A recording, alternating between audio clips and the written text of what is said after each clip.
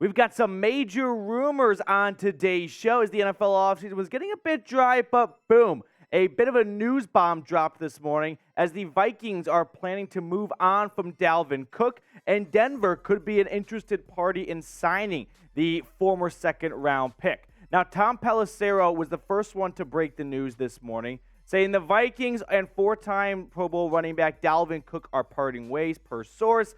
I love this next bit right here because clearly Dalvin Cook's agent wrote this. One of the NFL's most dynamic playmakers, Cook is coming off a fourth straight 1,000-yard season and has 52 career touchdowns. Now he'll be a free agent at age 27 and will have multiple suitors. Like, I'm sure Pelissero had no help coming up with those last two sentences. But Adam Schefter followed that up with something that relates to you guys watching, Broncos fans. The Miami Dolphins and Denver Broncos are two of the teams that are expected to have an interest in signing running back Dalvin Cook once he is officially released, per sources. There likely will be others, but those two have been monitoring Cook for weeks. Now, I do want to quickly add this note from Albert Breer because it's not 100% done, like he is cut. He is, no longer a part of the team. His badge no longer works at the facilities. The Vikings have informed Dalvin Cook they're moving on after efforts to find a middle ground failure. They'll wait and see if a suitable last-minute trade offer comes along.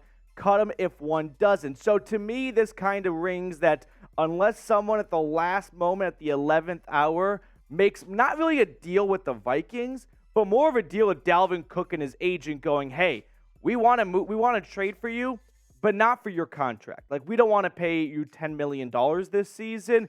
Will you agree to bring your base salary down to $4 to $5 million, or we'll put a bunch of incentives in there? Otherwise, you're going to get released, and you might not get that much on the open market. So that's kind of the Hail Mary for Dalvin Cook to potentially get traded if he agrees to maybe lower his base salary. Because I'm sure at this point the Vikings would be happy to take anything. Even if it's just a 7th-round pick, it's better for nothing.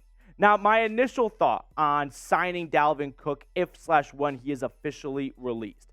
It's really dependent on Javonte Williams, right? Javonte Williams shocked all of Broncos country when he was a limited participant during the first session of OTAs.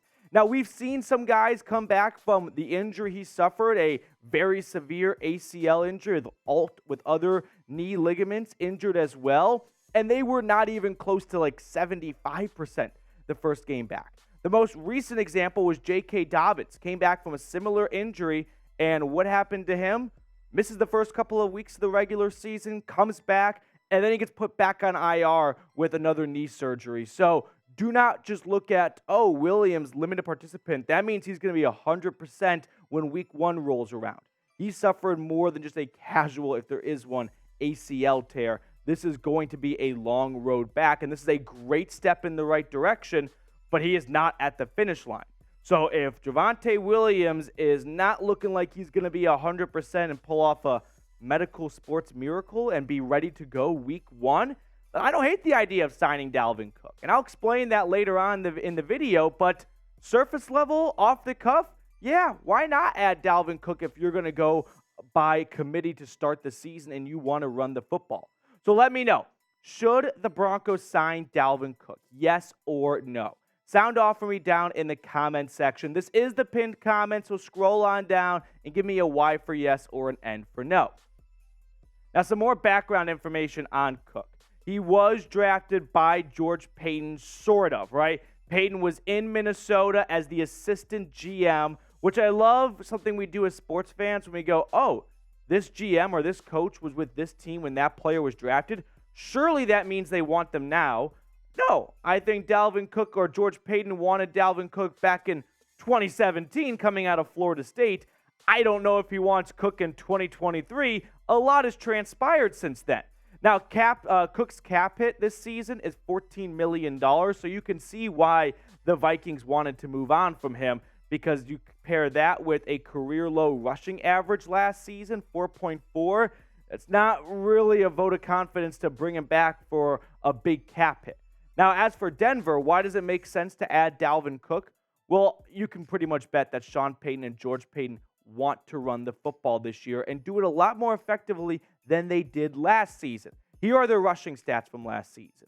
113.8 yards per game. That was 21st in the NFL. Not god-awful, but all of these are either average at best or below average, right? 444 attempts, 17th. You can expect that number to skyrocket. They do not want to make Russell Wilson throw the ball as much as he did last season. So if you plan on rushing the football, you might want to have a good committee if you're not going to have Javonte Williams back for a handful of weeks. 4.4 yards per carry. You want to see that number go up, and a good way to do that is to keep legs fresh, a.k.a. get a good committee going. Rushing touchdowns, just 11th. That is something Dalvin Cook has always been good at. He has a nose for the end zone. Now, why does Minnesota want to move on from him? He's a really good running back. Well, I'm going to backtrack that. He was a really good running back. Not quite at that level anymore. And they can save $9 million by moving on from him after June 1st. So it makes sense from the Vikings side of things. Now, an interesting stat that some of the football nerds cooked up that I thought you guys might be interested in is rushing yards over expected. So somehow someone in someone's, their mom's basement came up with what a running back is supposed to get on every single play based on the blocking and the defense, and whether or not they got to that number, exceeded that number, or fell short. And you can see in 2020, which was Dalvin Cook's best season by all accounts, he was exceeding expectations, right? Getting 0.81 yards over than what was expected. But last season, he wasn't even doing what was asked of him, right? You couldn't even reach the number that was expected on any given play based on the blocking and the defense, putting up negative 0.16 yards. He also led the NFL in rushes that were 1 yards or fewer. So don't look at Dalvin Cook and his stats over the last 4 seasons and think, oh, this is the guy that people used to want to draft at the end of the first round of your fantasy football draft and have it be a great pick. Yes, 4 straight seasons of 1,000 yards. But the guy had 264 carries last year. They force-fed him the football, and they ran him one way or another to 1,000 yards, despite averaging a career-low 4.4 yards a pop. Now, before we get on with the rest of today's show, we are in a sub-battle with our Vikings channel in the month of June, and we've got some separation from them, but let's get some more room between us and Vikings now with Patrick Seatman, and let's reach 14,000 subscribers off today's show. So hit that sub button down below for free Broncos YouTube content all year long. Like I alluded to earlier, Dalvin Cook, guys, he's not the fantasy player that you once drafted in the first round anymore. Like, he is not going to be a 1,000-yard rusher, I believe, wherever he signs. If he goes to Denver, if he goes to Miami, he is going to be a part of a committee, and I think he can be a good committee member where he's not asked to carry the rock 265 times. So when week 10 and 11 and 12 roll around, he is not as black and blue and beat up, and he still has some fresh legs. And also, I do want to add this. Is this the reason why Denver has been oddly quiet at the running back position? Because George Paton knew that eventually the Vikings were going to release Dalvin Cook, right? They were not interested in trading for him. They didn't want to take on a $10 million base salary. Maybe they did inquire on a trade, and Dalvin Cook and his agent said, nope, we are not going to restructure that contract. So Denver sat back and said, okay, if you're not going to restructure, we'll wait. We know you'll be released, and then we'll have some interest. Because when you look at Denver's running back room, it only has 5 names, which for a 90-man roster, that's relatively low. And remember, the Broncos moved on from 3 running backs in the past week. So did George Paton get a little phone call from a little birdie up in Minneapolis who gave him a heads up that they're going to move on from Dalvin Cook on Thursday if they don't get a trade done? And so Denver decided, let's make some room. Let's kind of clean out the running back room a little bit, and let's prepare to get Dalvin Cook once he's on the market, and he is much more affordable. So be honest with me, though. After looking at that running back room, what is your confidence level in Denver's running back room without Dalvin Cook, okay? Just as it is right now. Scale it 1 to 10. I'm going to give you my grade in just a moment, but I'm very curious to see where you guys are at going into the season without Cook added to the roster. For me, I'm at a 5. I'm kind of middle of the road. It's very dependent on Javonte Williams.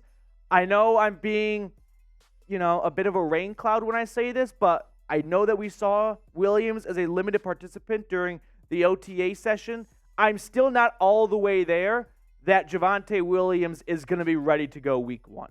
Like for a midseason ACL, LCL, MCL, anything that ends in an L in your knee being teared, that is a very serious injury and not one that players recover from in 10 to 11 months. So if Denver forecasts not having Javonte Williams for a good stretch to start the season, and they want to run the football, which signing Mike McGlinchey, signing Ben Powers to a lot of money, 2 offensive linemen whose specialty is run blocking, maybe you want to get a good committee going. Because no offense to Samaje Perine and Tony Jones, but they ain't cutting it for me. So for that reason, I don't mind the addition of Dalvin Cook if Williams is expected to miss a chunk of the season, which it may not be as big as I initially thought it could be, but I definitely expect him to not be 100% week 1, even if he is available to go.